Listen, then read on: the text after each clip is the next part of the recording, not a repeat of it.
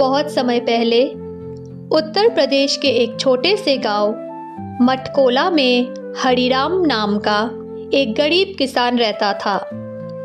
उसका जीवन बहुत कठिन था।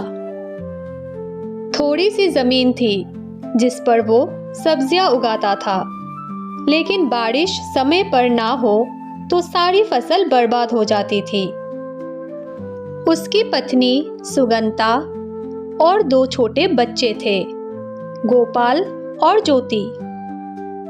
पेट पालने के लिए कभी कभी हरिराम को दूसरों के खेतों में काम करना पड़ता था।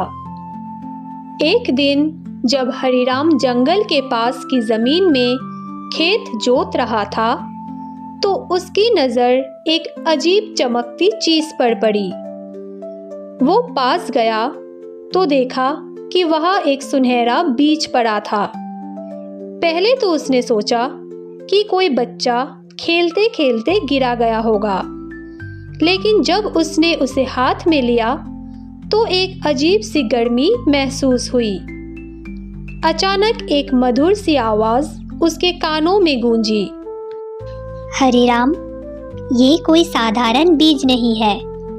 इसे अपने खेत में बोओ, पर याद रखो, जब ये फल देगा तो पहले फल को स्वयं मत खाना, पहले उसे किसी जरूरतमंद को देना होगा। हरिराम घबरा गया। उसने इधर उधर देखा, लेकिन कोई नहीं था। फिर उसने बीज को लेकर घर लौट आया। अगले ही दिन उसने अपनी पत्नी को सारी बातें बताई। सुगंता पहले तो हंस पड़ी, पर जब हरिराम ने गंभीरता से बात की तो वो मान गई। उन्होंने वो बीज अपने खेत के बीचों बीच बो दिया। कुछ ही दिनों में वहां से एक अलग तरह का पौधा उग आया। उसकी पत्तियां चमकती थी और उसकी बढ़त आम पौधों से बहुत तेज थी। गांव के लोग भी उस पौधे को देख चकित रह गए। कुछ ही हफ्तों में उस पौधे पर एक बड़ा पपीता लटक गया। वो पपीता ना सिर्फ आकार में बड़ा था, बल्कि सुनहरी आभा लिए चमक रहा था।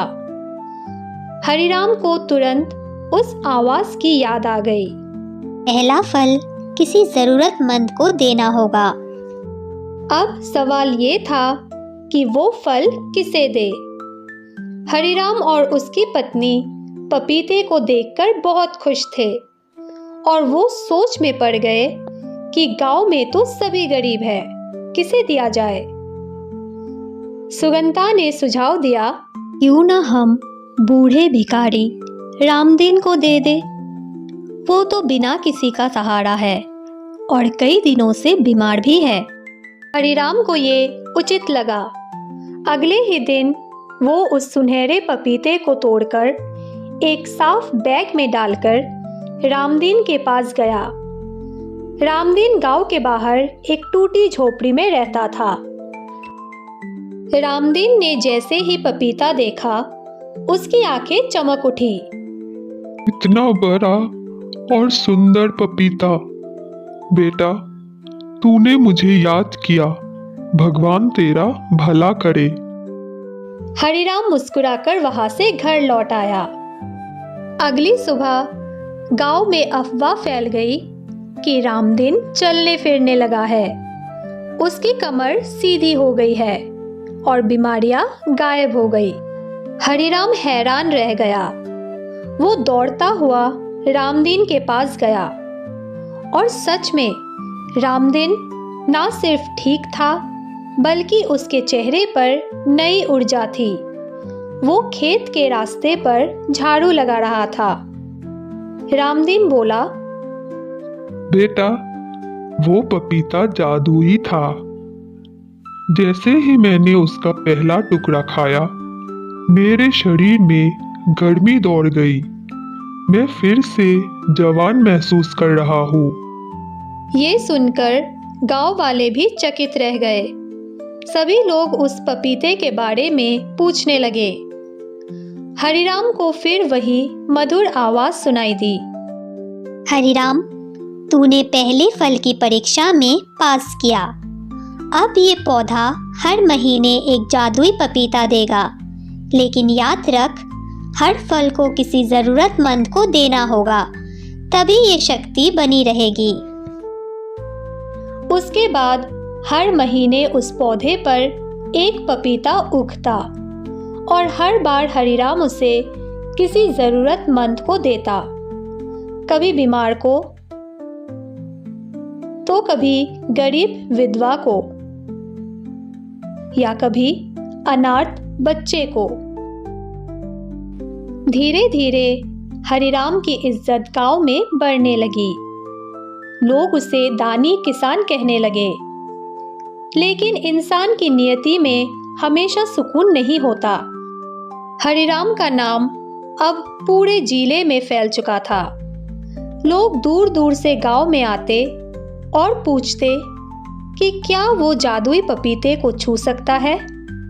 हरिराम विनम्रता से जवाब देता कि ये फल केवल ज़रूरतमंदों के लिए है। पर जैसे कि अक्सर होता है, जहाँ अच्छाई होती है वहाँ किसी न किसी को जलन भी होती है। गांव के ही एक जमींदार था, तेजपाल सिंह। वो घमंडी और लालची था। जब उसे पता चला कि हरिराम के खेत में एक ऐसा पेड़ है जो चमत्कारी फल देता है, तो उसकी आंखों में लालच उतर आया। एक रात वो अपने एक साथी के साथ हरिराम के खेत में घुसा और उस पेड़ से फल चुराने की कोशिश की।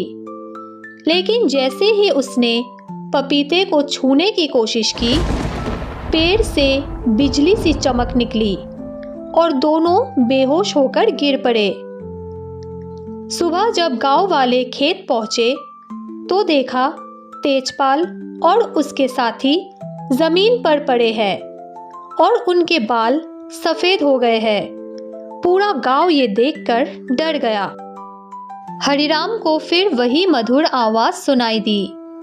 हरिराम, ये पेड़ सच्चे दिल वाले को ही फल देता है। लालचियों को ये सबक सिखाता है। लेकिन ध्यान रहे, अगर तूने कभी अपने स्वार्थ के लिए इस फल का उपयोग किया तो इसका जादू हमेशा के लिए खत्म हो जाएगा। हरिराम का मन डर से कांप गया।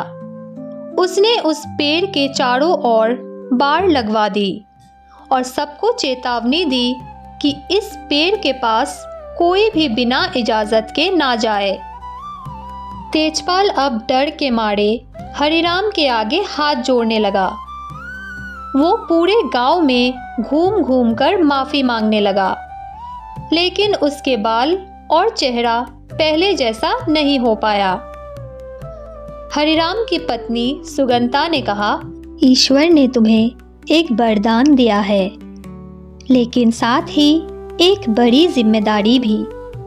इसे संभालना आसान नहीं। हरिराम ने मुस्कुराकर कहा कि अब वो समझ चुका है, सच्चा जादू देने में है, लेने में नहीं। गांव में फिर से शांति आ गई। हर महीने का पपीता किसी ज़रूरतमंद के जीवन में चमत्कार करता और हरिराम को आत्मिक संतोष देता। पर एक दिन कुछ ऐसा हुआ जिससे सब कुछ बदल गया। हरिराम की बेटी ज्योति अचानक बीमार पड़ गई। तेज बुखार, सांस की दिक्कत और हाथ पैर सुन्न पड़ने लगे। गांव के वैद्य आए, लेकिन कोई असर नहीं हुआ। हरिराम और सुगंता की आंखों से आंसू थमने का नाम नहीं ले रहे थे। हरिराम ने आसमान की ओर देखा और कहा, हे ईश्वर, अगर कभी मुझसे कोई गलती हुई हो तो मुझे सजा देना, लेकिन मेरी बेटी को बचा ले। तभी उसकी नज़र जादुई पपीते के पेड़ की ओर गई। उस पर एक चमकदार फल लटक रहा था, महीने का नया पपीता। सुगंता ने कहा, हरिराम, उस फल को ज्योति को खिला दो, शायद वो ठीक हो जाए। तुम्हारे इतने अच्छे कर्म हैं, भगवान माफ कर देंगे। हरिराम अंदर ही अंदर टूट चुका था। बेटी की हालत बिगड़ रही थी। वो पपीते के पास गया, लेकिन उसे फिर वही आवाज़ सुनाई दी।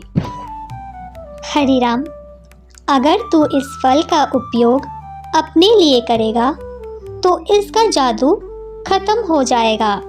सोच ले, ये अंतिम परीक्षा है। हरिराम रोने लगा। उसने पेड़ के सामने हाथ जोड़ दिए। हे देवी शक्ति, मैं स्वार्थी नहीं बनना चाहता, लेकिन मेरी बेटी, मेरी ज्योति, वो मेरी जान है। वो अपने हाथों से पपीते को तोड़ने ही वाला था कि तभी गांव की एक बूढ़ी औरत वहां आई, कमलाबाई। वो अक्सर ज्योति को प्यार देती थी और अपने बच्चों जैसी मानती थी। उसने कहा, हरिराम बेटा, ज्योति इस समय सबसे बड़ी ज़रूरतमंद है। तू उसके लिए नहीं, उसकी ज़रूरत के लिए फल दे रहा है। ये स्वार्थ नहीं, सेवा है। हरिराम की आंखें खुल गई। उसने कमलाबाई को पपीता दिया और कहा, माँ, तुम ही इसे ज्योति को खिलाओ। मेरी भावना में मिलावट ना हो। कमलाबाई ने ज्योति को पपीता खिलाया और चमत्कार हुआ। कुछ ही देर में ज्योति का बुखार उतरने लगा और वो धीरे धीरे उठ बैठी। गांव भर में खुशी की लहर दौड़ गई। लोग बोले कि हरिराम ने फिर साबित कर दिया कि सेवा का भाव ही सच्चा धर्म है। अब हरिराम को फिर से आवाज सुनाई दी। हरिराम, तू परीक्षा में सफल हुआ। अब ये पेड़ सिर्फ तुझे ही नहीं, पूरे गांव को फल देगा, और इसके फल से जो सेवा करेगा उसका जीवन जादू से भर जाएगा। उस दिन के बाद से जादुई पपीते का फल गांव के हर जरूरतमंद को मिलता। हरिराम ने गांव में एक सेवा केंद्र खोला, ज्योति सेवा सदन, जहां हर बीमार, भूखा या दुखी व्यक्ति आकर आशा और चमत्कार का अनुभव करता। इस कहानी से ये सीख मिलती है कि सच्चा जादू चीज़ों में नहीं, हमारी नीयत में होता है। और जब हम दूसरों की भलाई के लिए कुछ करते हैं तो पूरा ब्रह्मांड हमारे साथ हो जाता है।